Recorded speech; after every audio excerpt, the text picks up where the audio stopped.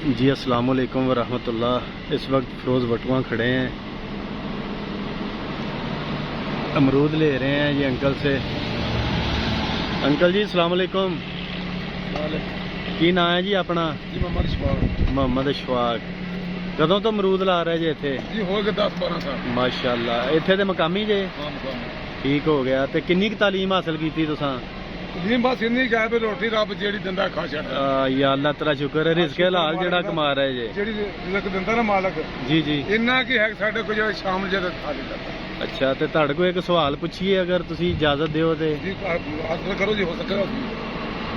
मेरा सवाल है कि पाकिस्तान का मतलब की है? ये नहीं समझ सानू नहीं हैगी नहीं। अच्छा जी, चलो असी तुहानू दसने आ। पाकिस्तान का मतलब है, दसना पै जावे तो फिर हाँ जी, पाकिस्तान का मतलब क्या? ला इलाहा इल्लल्लाह मुहम्मद रसूलुल्लाह। ये तो शार्ट टाइम पढ़ते रहने। हाँ जी, यही ही पाकिस्तान का मतलब जे। ये चीज सानू ते बाकी तुहानू पता है पाकिस्तान बड़ी मुश्किल ते बड़ियां कुर्बानियां ना बने, बेशक है जी। ये तुहानू पता होएगा। चलो बड़ी मेहरबानी, जज़ाक अल्लाह।